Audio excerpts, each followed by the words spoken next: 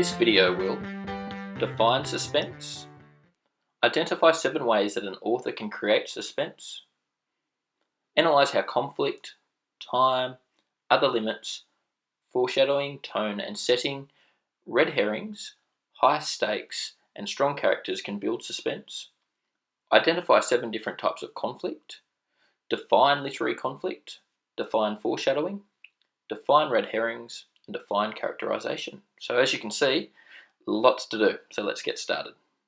Suspense is a state or feeling of excited or anxious uncertainty about what may happen. So there are 7 ways that I'm going to outline that you can use to create suspense.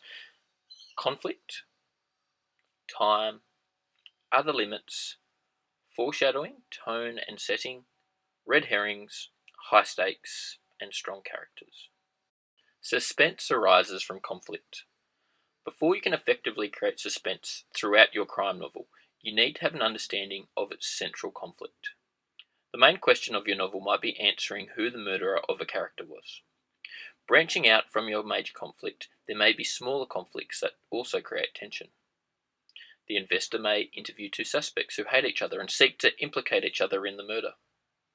There may be a cover-up. The protagonist's life may be in danger as he gets closer to discovering the truth. Now, there are 7 types of conflict in narrative. Now, although you want to have one that's central out of all of these, look, you can have several different conflicts within the one text. So we've got person versus person, person versus self, person versus society, person versus fate or God, person versus nature, person versus supernatural, and person versus technology. And look, quick definition of conflict. In literature, the literary element of conflict is an inherent incompatibility between the objectives of 2 or more characters or forces. Importantly, a narrative is not limited to a single conflict.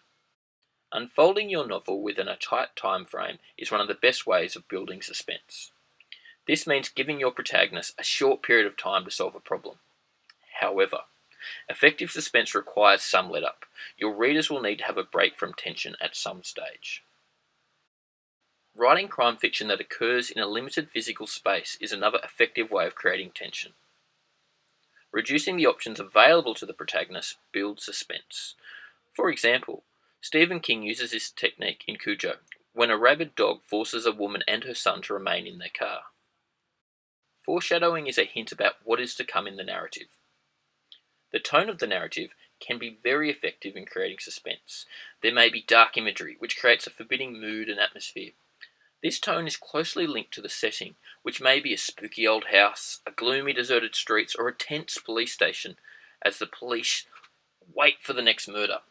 They're out trying to catch the murderer. Red herrings are clues that intentionally mislead readers, and they can be used to great effect in writing suspenseful crime fiction. You might plant your red herrings so that there are a number of potential resolutions. Almost anything can be a red herring, and they do not just relate to murder suspects. A protagonist could believe she is being followed, but is only a piece of newspaper scudding behind her. Something at stake must be crucial for high stakes. This might be a character's life or livelihood, or a long-held dream. Over the course of the novel, the stakes must go up.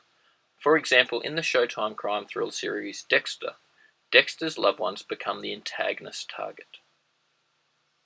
It's so important that the readers have an emotional reaction to the characters in the narrative.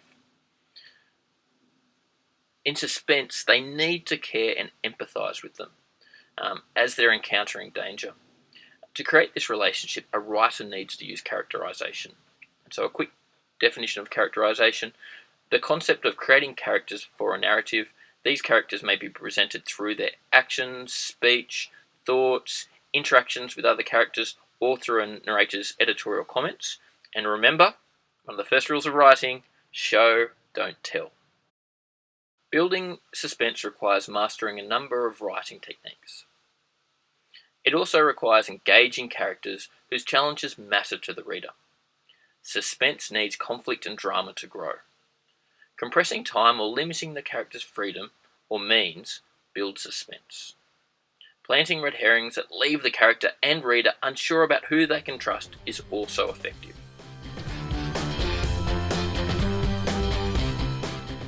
look, we're on the home stretch now. So just to summarise some of the key points of the lesson, this video has identified 7 different methods of creating suspense in a crime fiction: conflict, time, other limits, foreshadowing, tone and setting, red herrings, high stakes, and strong characters. Suspense arises from conflict, and conflict is, in literature, the literary element. Conflict is an inherent incompatibility between the objectives of 2 or more characters or forces. Importantly, a narrative is not limited to a single conflict. Characterization is the concept of creating characters for a narrative. These characters may be presented through their actions, speech, thoughts, interactions with other characters, or through a narrator's editorial comments. And remember, show don't tell. Foreshadowing is a hint about what is to come in the narrative, and red herrings are false clues. And that's it. You've made it. That's the end of the lesson. Look, the orchestra music's starting to play, so look, I need to get off. But thank you so much for watching. I hope you found it interesting and educational, and if you did like it, look, please click on the subscribe button to the right hand side. The more the merrier. So yes, once again, thank you very much for watching.